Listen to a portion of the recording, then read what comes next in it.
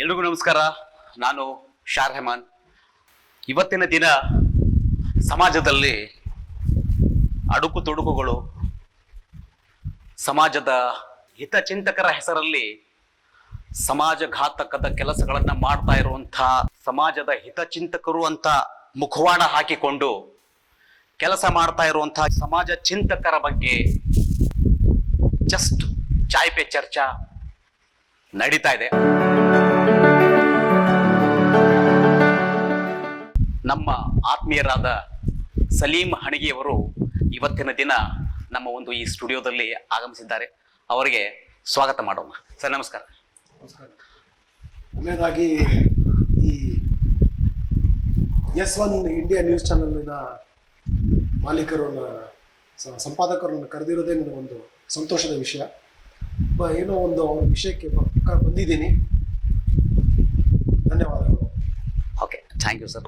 Sir, ಏನು ಹೇಳಲಿಕ್ಕೆ ಇಷ್ಟಪಡ್ತೀರಿ ಅಂದರೆ ಇವತ್ತಿನ ದಿನಮಾನಗಳಲ್ಲಿ ಈ ಒಂದು ಸಮಾಜದ ಹಿತಚಿಂತಕರು ಅಂತ ನಾವು ಮುಸ್ಲಿಂ ಸಮುದಾಯದ ಮುಖಂಡರು ಅಂತ, ಮತ್ತೆ ನಾವು ಆ ಅಧ್ಯಕ್ಷರು ಈ ಅಧ್ಯಕ್ಷರು, ಮತ್ತೆ ನಾವು ಹಿಂದೂ ಪರ ಸಂಘಟನಾ ಹೋರಾಟಗಾರರು, ಈಗೆಲ್ಲ ಎಲ್ಲ ಜಾತಿ ಅಂತ ಇಲ್ಲ.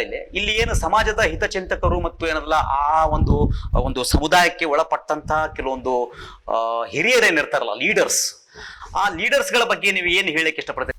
ನೋಡಿ, ಈಗ ತಾವು ಹೇಳ್ದಂಗೆ ಈ ಸಮಾಜದ ನಾಯಕತ್ವ ಅಂತ ತಗೊಂಡು ಅವ್ರ ತೊಂದರೆನು ಅಂದ್ರೆ ಅನ್ಯಾಯ ಮಾಡ್ತಿದ್ದಾರೆ ಅನ್ನೋದನ್ನ ಹೇಳೋದಾದ್ರೆ ಎಲ್ರೂ ಕೆಟ್ಟವರು ಅಂತ ಅನ್ನಕ್ಕೂ ಬರಲ್ಲ, ಎಲ್ರೂ ಒಳ್ಳೆಯವರು ಅಂತ ಅನ್ನಕ್ಕೂ ಬರಲ್ಲ. ಆದ್ರೆ ಒಂದು ವಿಷಯದಲ್ಲಿ ಇವತ್ತಿನ ನಮ್ಮ ಪರಿಸ್ಥಿತಿ ಅಥವಾ ಹೆಂಗಾಗಿದೆ ಅಂದ್ರೆ the politics is also N professional ಅನ್ನೋ ಲೆಕ್ಕಕ್ಕೆ ನಮ್ಮ ನಾಯಕರುಗಳು ಬಂದಾಗಿದೆ.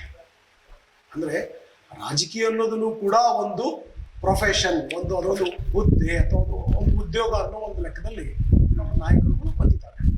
ಅವ್ರಿಗೆ ಒಂದ್ಸಾರಿ ಆ ಕುರ್ಚಿ ಸಿಕ್ಮೇಲೆ ಶಾಶ್ವತವಾಗಿ ಆ ಕುರ್ಚಿ ಅವರಲ್ಲೇ ಉಳಿಬೇಕು. ಅವ್ರು ಹೋದ ನಂತರ ಅವ್ರ ಮನೆಯವರಿಗೆ, ಅವ್ರ ಕುಟುಂಬದವರಿಗೆ ಅದು ಕುರ್ಚಿ ಮುಂದುವರಿಬೇಕು.